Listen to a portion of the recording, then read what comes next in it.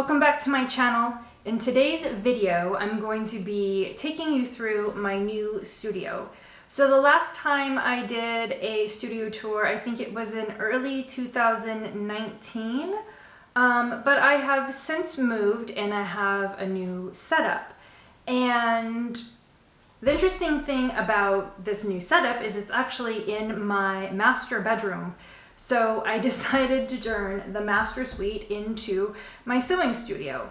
I spend most of my time, my free time, sewing, and then I also work from home. So I was able to set up a little work from home space within my studio. So it just made more sense, since all I do is basically sleep in my bedroom, to set the bedroom in a smaller room and then convert the master suite into my sort of dream sewing studio, which I have done. So basically everything in this studio is from IKEA. It is relatively affordable, and it's, you can argue that it's not the most well made, but it does the job, and it's done the job well for me, as most of the pieces in my last studio are from IKEA, and in fact I've reused a lot of it. I've just kind of repurposed it in a way, and you'll see that. But yes, pretty much it's all IKEA stuff. So let's go ahead and take the tour. So here we are. Here is the studio. And I'm just going to do a quick overview so you can orient yourself with the room. Okay. We're going to start by going to the left, which is actually my bathroom. But it's important because this is where the closet is, and the closet is where I store my patterns as well as some of my other supplies. So to the left, we have my clothes, my jewelry, bags. About 2/3 of my clothes are stored in here, and the other third is in the closet downstairs in my actual bedroom. So we've got some craft carts, some bins. We've got an IKEA Calyx shelving unit here with the fabric, or the fabric bins. I call them fabric bins because they're made of fabric, but they don't actually hold fabric. They just have various craft supplies and office supplies, things like that. More bins. I have my painting books, and then I've got my sewing magazines right here, and I've got my science books stored in here because it's the only space I had for them. And here are some patterns that are too big to fit in my normal system. Those are those wide ones, like from Vogue. So here is my normal system for storing patterns, which is a shelving system made by Rubbermaid. And it's one of those track systems where you use, see, there is a little track, and you just focus. Doesn't want to focus. And you just bolt it into the wall, screw it into the wall, and then you put in brackets. And you can see there's a bracket based on what size shelf or height you need, and I've adjusted it for my patterns so that I can easily access them with plenty of room. And so that allowed for 4 different shelves, and I was able to get rid of a lot of patterns to make room. And what I do is I buy these 99-cent little storage bins from Target, get rid of the lids, and these patterns, the normal size ones, fit in pretty well. I use my label maker to label the categories, so I do file them by category, like dresses or tops, things like that. And then I'll sort them by brand, and I do try to put them in numerical order, though sometimes I get lazy. And so for other categories, like vintage category, I will further separate them into decades, and so I just make these little dividers using cardstock and my label maker. And as for my PDF patterns, you can see them hanging here. Yes, I have a little light to help me because my closet is dark, otherwise you wouldn't be able to see. So I use these hooks, I punch a hole in them, and I hang them. And this system works very well for PDF patterns because folding them up and storing them that way It's kind of a pain because then you have to iron them out, and usually you put PDF patterns together with glue or tape, so having to iron them out kind of doesn't work too well. So that's my system. Oh, and over here I've got my little cardboard mats, which I put it on top of my cutting table to protect the mat because I don't want to get glue on that when I put PDF patterns together. So let's go ahead and leave the closet and finish looking at the room. So right here, this is, well, it's my desk, and this is where I do my work. I work from home, and you might think I might have a problem working from home and also being in my sewing studio, but I don't. I'm good at focusing, and I like my job, so it makes it a lot easier. So I have a TV, which is great because I could play Pandora or watch Netflix. I have Apple TV connected. So this is the first time I've had a TV in my sewing space, and I kind of like it. Over here is my bookcase, and I decided I wanted a real plant in my room this time. I've got my gnomes, which I like to make, and I've got my books. These are all my sewing books, some books on fashion, and down here are some like electronics and other office equipment storage. You might be wondering what this contraption is. So this is actually my setup for when I do sewing tutorials. So this is new. This will give me some good overhead video shots. I haven't used it yet, and I'm excited to, so that's new. And over here is my cutting table, which is the favorite part for me and something I really wanted to make sure I had right. So what it is it's made up of 2 Melm 4-drawer dresser sets from IKEA, of course. And I use the drawers to store fabric. So the cutting table doubles as a cutting table and fabric storage. So I got, I guess, more bang for my buck. So over here on this side in all these drawers, I store my knits. You can see I'm not the greatest at organizing, but I try. Sort of try. There we go. The most important thing for me, being that I'm 5'9.5" and then I'm a little bit taller, is that I have a table that is tall enough so I'm not hunched over. So with the dressers and the butcher block on top of it, it comes to 41 inches in height. And then this butcher block, which I also did get from IKEA, it measures, I think, 70 inches long by 42 inches wide. So that's quite big, which is great for cutting fabric. I'm sure as you know that. And then here I have my curtains, which I didn't really mention. These curtains I got at Target. Of course, I could have made my own, but I'm lazy and I didn't want to deal with the grommets.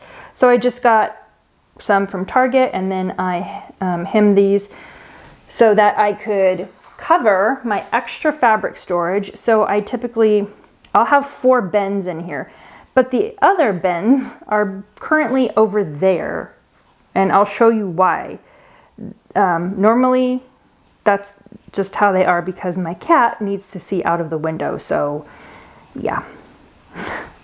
So here we have a trash can, and I don't use it for trash. I actually use it for fabric scraps, and I give the fabric scraps to my friend who uses them for doll clothes. Let's talk about this cutting mat here for a minute. This thing is 40 inches by 60 inches, and I special ordered it from an art store supply, and when I first got it, it smelled so bad it gave me a headache. So I left it outside for a few weeks. It didn't help. I gave it a bath with baking soda and then vinegar and dish soap, and finally the smell started to subside. Now there's still somewhat of an odor, but it is so much better. And you can see for me having to deal with it, it kind of doesn't It's not as flat, but it's still fine. But I had to have a mat that was pretty big. Now, I do want to say, you can get those Olfa mats that are 24 by 36 inches, and you can tape them with duct tape in the back, and that will work very well. The only thing is they won't have the continuous numbering like a big mat will. Or Olfa also sells a 36 inch by 72 inch mat. Now there are 3 different pieces and you have to bolt them together, so you have these like little metal plates on the sides where the mats connect. I thought about that, but I was against it because I didn't want my fabric to catch on to those and possibly maybe get damaged. So I really wanted to stay clear of that. And if I couldn't get the smell to come out of this mat, I was gonna just buy 3 Olfa mats and tape them, honestly. All right, so let's go around. I've got my drafting chair, which is great when I want to sit and tape patterns together or whatever it is I'm doing. I put some 3M stick-on hooks so I can keep my measuring tapes hanging there, and then I did the same over here, but I have that cool ruler. And here, these bins should normally be under here, but as I said, my cat, he likes to sleep by the window. So honestly, this is how my sewing room really is. I leave these out because of this dude. Yeah, I'm sorry. And then I have my cart. I kind of keep it behind here. That's so I could just put some like odds and ends, and then my sprays like my starch or my best press, water bottles, lint rollers. And then as I mentioned before, I've got wovens in here. Yes, the drawers do open all the way out and I could still walk behind. Sorry, buddy.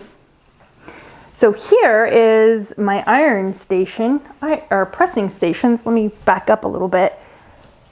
So it's a gravity feed system, and I did do a video on this. So I've got an IV pole, which holds the water bottle and the tubes. And to the left, you'll see there's a weird little bag with cats on it.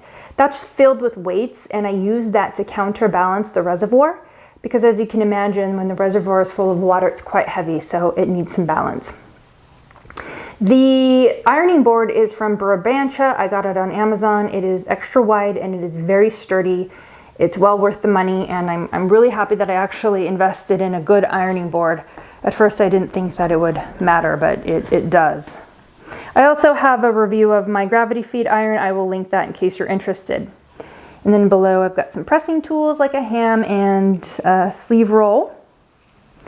All right, moving right along, I have here, this is the Big Calyx shelf system from IKEA, and if you've seen my previous sewing studio tour, you'll know that I used to store my fabric in this. But I wanted to better protect my fabric, which is why I started to put it in drawers and tubs. And now I put most of my everyday sewing tools in here. And so you can see, I've got these fabric bins from IKEA out here as well. It's nice that they match these Sterlite plastic bins. It's kind of cool. Over here, I've got my different feet or parts for my sewing machines. This one, it's like batting and different kinds of interfacing. All of my serger thread is just thrown in here. Not very organized, but honestly, I'm fine with it. And then I've got some, this is like a lot of crepe back satin for lining. And then in my various bins over here, I've got random craft stuff. And this one, I'm zippers, and then interfacing. I've got ribbons, bias binding, in this bin, elastic. And then we've got some ribbing for hoodies and bomber jackets. Trims, lace, cording, ribbons. This bin is like tailoring supplies, like shoulder pads. Looks like more electronic plugs. I don't know, I've got so many electronic pieces and plugs and whatnot. And then I have an empty bin, and then down below I've got like snaps, grommets, things like that. And up here, look through my drawers. I keep my stay tape and other sorts of iron tape in here. Here I've got some resin for my iron cleaner. This is like a little gauge to help figure out how to space buttons, ironing templates, random stuff. And here I've got transfer paper for marking patterns and some chalk wheels. And in this one I've got my X-Acto knives, toothpicks, little cutting mats, and then this thing is a hot cutter, this thing right here. So the blade heats up, and this is great if you're working with metallic fabric like lame because it will seal the edges off. Little star my friend gave me. These two drawers have my thread. So I used to keep them on one of those little wooden racks, spool racks, but I don't really have the room for it. Here, more thread. And this is actually convenient. And also on those spool racks, I found that the threads would kind of unravel and they'd be hanging everywhere. It seemed a little messy to me. Bobbins galore. And then here are my needles. So I have machine needles and they're organized in these little cups that I got at Target. Hand needles. Okay, so that's this unit. And then you can see that I've got this cool color changing light behind, and that's from IKEA, and I really like lights, so I had to have that. Over here, I've got another one of those trash cans that I keep my scraps in, my fabric scraps, but this one I took the lid off and I just use it to store like my oak tag, other rolls of maybe fabric or interfacing or tracing paper and whatnot. Then I've got my dress form, which I have tried to pad out to look like my body to the best of my ability, but it's, we'll see. It does all right. All right, so let's look at my sewing stations.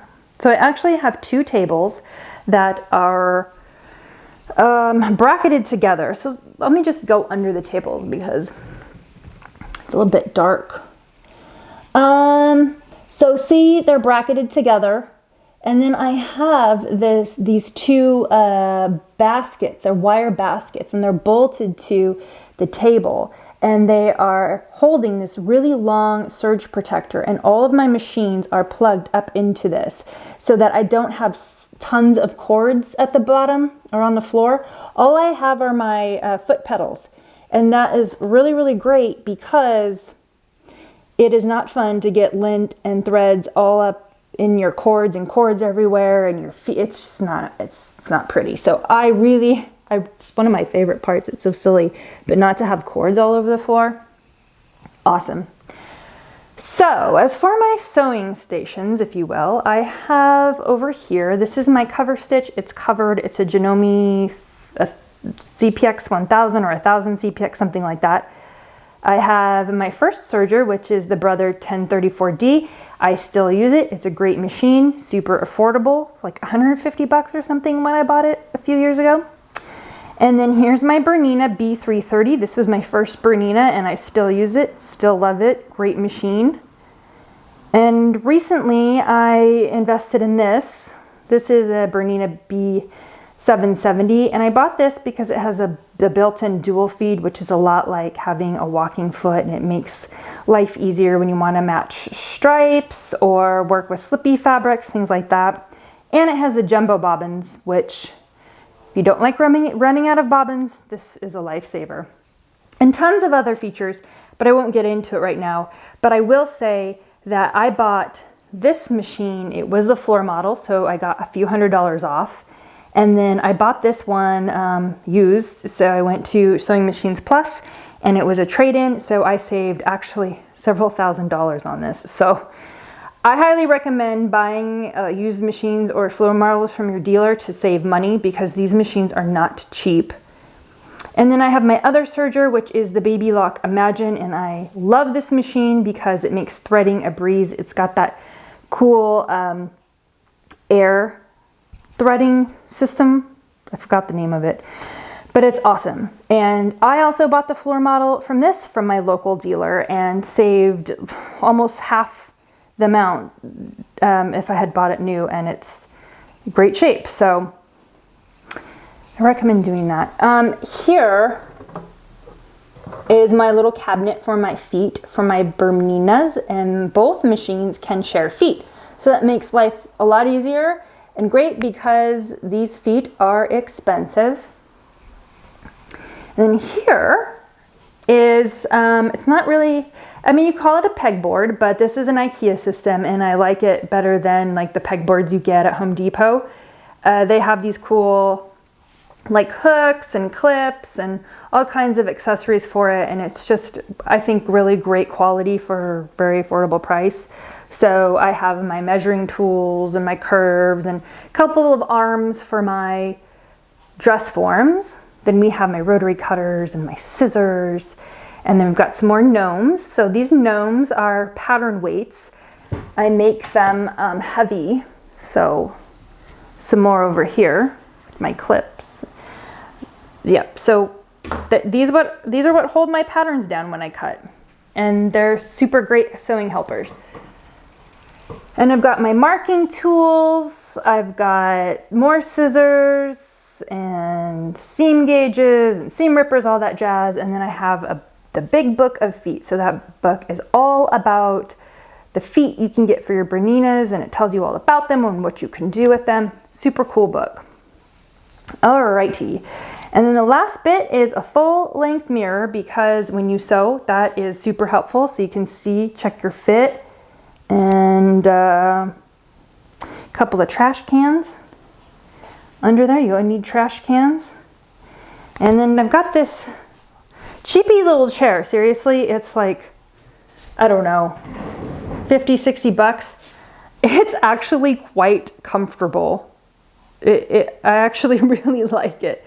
And then when my cousin comes to sew, and that leads me to this point, you're like, why do you have so many sewing machines? Maybe because my cousin comes to visit, and she and I like to sew together. So I really wanted to have basically 2 sewing stations, which is why I have the sewing machine and the serger here and another sewing machine and serger there, so that we each have a station when she comes, and then I can just pull the chair from over here and use it there. I don't have to have another chair. But yep, I think that's it. Maybe I can show you, I added some additional lights. I put this in because all I had were these recessed lights, and I needed more, so I bought this from Lowe's to give me some additional light when I work at night, and it is great. Yeah, this, you're probably wondering what this is. This is like a gooseneck, so it can hold my phone in case I want to record with that. Just thinking, anything else I can show you, or if you have any questions, just leave them in the comments below. I'd be happy to answer. All right, so I hope that you liked the tour. Please leave comments below about what you did like, and I guess what you didn't like. But this is my personal space, and it works well for me, and I enjoy it. And the point is that I feel calm, peaceful, and happy in my space. And I do, and I'm quite fortunate and thankful that I'm able to have such a nice workspace. So I want to thank you so much for watching this video, and have a great day.